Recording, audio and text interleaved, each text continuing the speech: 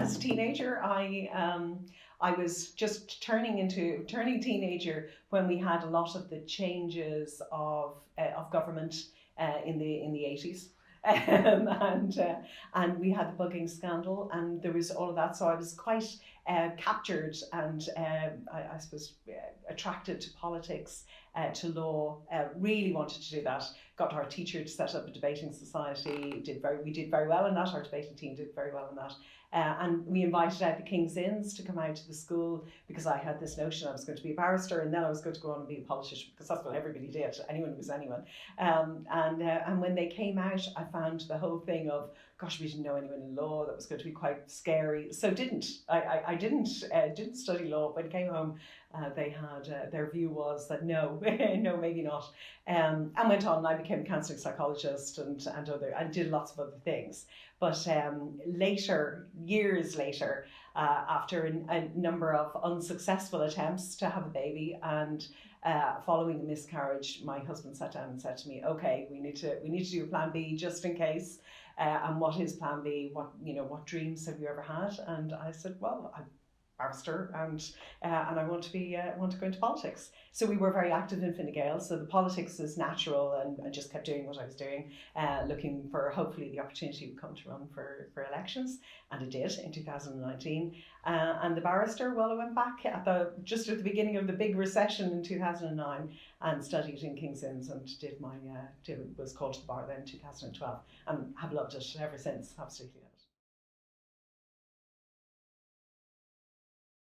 Yes, it was. It was a 13-year journey. Quite the story. I suppose we could do a whole session on that alone. But quite the story of that. I suppose Scarlett. Nothing happened naturally for us, unfortunately. So we went down the IVF route in Ireland, in Spain, in Ukraine. We sort of did the tour of the world. And 13 IVFs later, 5 miscarriages and a surrogacy, and my daughter was born, and she is the light and the sunshine in every day. And I thank God, the stars, whatever, the universe for her absolutely every day. And is she very like you? Because I've heard some stories about her cooking as well, so we better say hi to Scarlett. I'm sure she'll be watching Mommy now. So. She insisted on wanting to be, and we did a video recently for Fine Gael where I cooked pizza, just as a thing to do at home while we were all being locked down, and she wanted to be part of that. She wanted to sprinkle the cheese and do all that. So she'll be 6 in May, and has love. She's back at school this week, which is fantastic, because I have worried, and we were talking, I suppose, about challenges. I have worried about the little ones who are missing out on that experience of playground. I mean, back in school this week, she hasn't played with another child since the 17th of December, when she was last in school, because she's our only child, and she has older brothers and sister, because I'm a wicked stepmother. Oh, but not so wicked. Not so wicked. No, I'm very lucky. I have a lovely relationship with my stepchildren, their spouses, and their mother, and so I'm very fortunate in my family. But like that, for the little ones, it's been there. I lamented, and maybe that's another thing we're going through. We're going through a lot of mourning right now of the things that we lost. But one of the things that we lament are, she's in senior infants, and in junior and senior infants, you walk them to the classroom, take off their coat.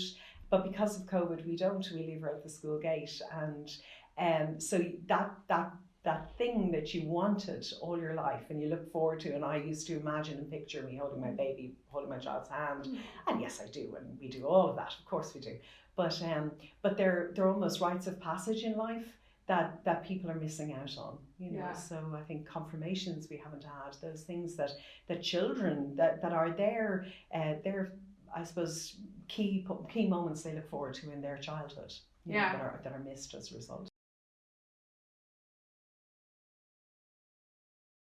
Yes, I suppose I thought, okay, if I'm not going to be a mother, and I'm very fortunate. I'm a woman who is very much supported by a fantastic husband, and his thing was, okay, you need to fulfill your dreams, and maybe he was worried about my mental health, worried about the journey and the effect that it was having on me. So he vision cast for me, or helped me to do that, which is fantastic. But in that, yes. So I suppose I've always been an advocate. As a younger person, I had a notion. We did a soup run on a Sunday night. There was a challenge in people out giving soup and sandwiches to the homeless on a Sunday night. It was one night of the week that seemed to be particularly quiet, so we set up a soup run doing that. And in the course of that said, wouldn't it be great if there was accommodation, if we could build accommodation for young people coming out of homelessness. And so I went and worked with the YMCA. They had previously had planning permission in the past.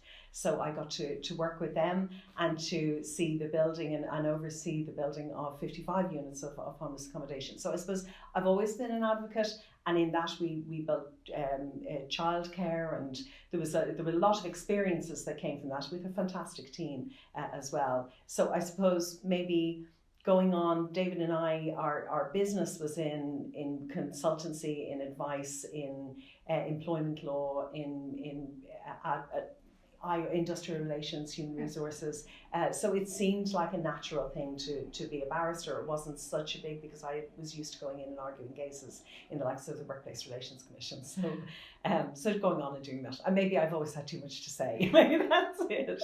But it's nice then in politics to be able to advocate for people, because, and that's where it comes back to children as well. When it comes to autism services, I work very well with Josepha Madigan, who has been great in coming alongside. And I suppose for the constituency of Dublin South Central, where there is a deficit of ASD classes.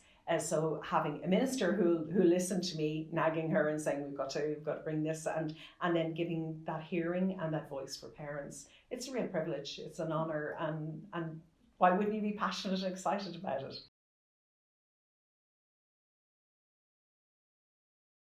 It's great when it's a team, because I think for centuries we've had the team being the woman supporting, but there are great men who support us out there, and I'm very fortunate to have one of them. Wow. So I'll keep his lease on for another year anyway. Well done, David. Yes, I don't do anything by halves. So I suppose once I make that decision, I'm going for it. Then I go for it, and I enjoy giving it full-hearted, and it tends to be an all-family affair that we're all in it. All my friends are in it. So I had the opportunity to run in the local elections for the South Dublin County Council, and so I was announced first time out. And went for it. It was a campaign. I was chosen on the 20th of February. It was the end of May for the actual election. So we went gung ho, and everyone in my life, people I had run pro bono cases for, or done things like that, came out and said, "Mary, you're running for elections. Of course you should," and came out and canvassed and leaflet dropped, and so we had a fantastic time running the campaign. With a view that we could really, I could really go in, and what an opportunity to advocate for my community, to speak up for my community. And so loved that. Had a notion, maybe wouldn't it be great someday to have the opportunity to run in the general election and maybe go for the Dáil, and then the Seanad or the Seanad. And so the general election didn't. We had a very fine candidate in Catherine Byrne, who unfortunately lost her seat, and so she decided to retire, and the opportunity arose. So I made a case on the back of, I suppose, having had a very good success in the local elections as a first-time candidate. I topped the poll for Fine Gael in that local electoral area, and had put in an awful lot of work on the ground. So I suppose I felt I made a good case for why I should be chosen for the Seanad, and thankfully our party leader agreed with that. And I'd like to think that since then he agrees that it was a good choice. So it is a great honour and a privilege. We have roots in the community from all over the constituency. My first home was bought through the shared ownership scheme with Dublin City Council, just off James's Street, an apartment there in the Maltings. So I've lived at the heart of Dublin South Central all of my life. Although for a brief period we were Celtic Tiger refugees in Kildare, but we're back now, and so it's a great community. It has such a cross section of society, and I suppose there are the challenges post COVID to ensure that we have housing, that the businesses come back, that people get to open their businesses and their livelihoods and their jobs, and building such a rich community that has such a rich heritage. Only recently I've had reason to read the archaeological review on Crumlin, and it's fantastic, going back to medieval times. There's just such a rich heritage. So I think it's quite a unique constituency. We've unique tourist trails, we've unique things like that in it. So in building on that with the community and with the community, fantastic community groups there, and Bluebell, in Crumlin Cleanup, in all of those. So it's great. It's a great privilege, great honour.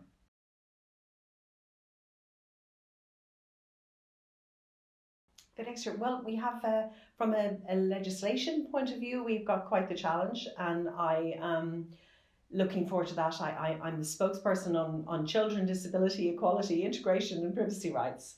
So that's quite a wide brief, and I've worked very closely with Minister Roderick O'Gorman, and obviously we've come through the Mother and Baby Home Commission and the report and the publication of the report, and last week we had the prime time on adoptions.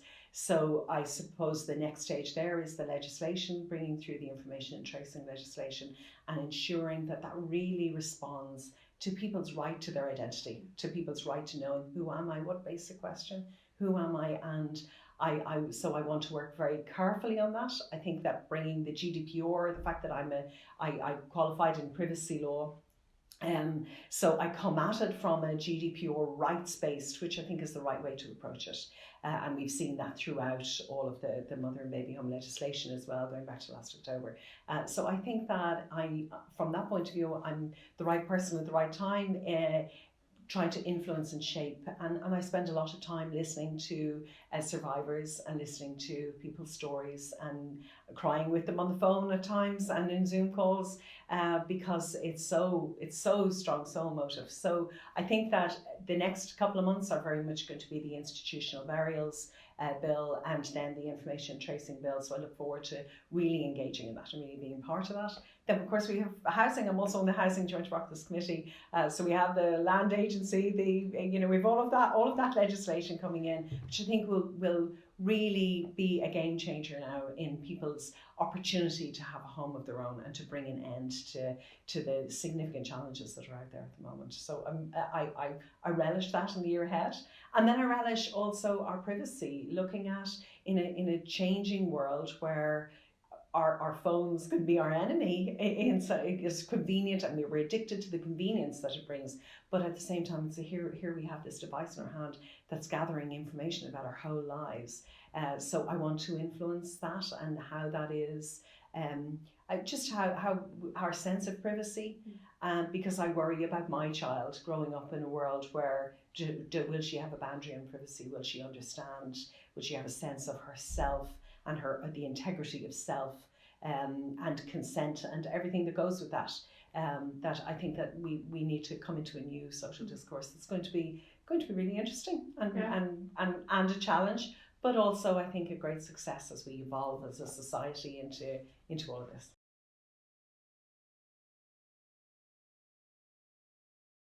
I suppose if I were to think on this day, that women across Ireland and across even our own local community are in a place where maybe they look at the obstacles in their lives and they try to, or I think it can't be done, and feel they're under circumstances and in the circumstances can't. And my challenge would be, I suppose my challenge to them and my challenge always to myself is to say, how can we overcome it? How can we repicture this, reframe this, and imagine it a different way, and maybe determination and hope and believing, and there is always someone to reach out to. There's always someone to hold your hand and to get through this, whether it is at the end of a helpline or in friends and community, but to do that, to get over and to picture being different.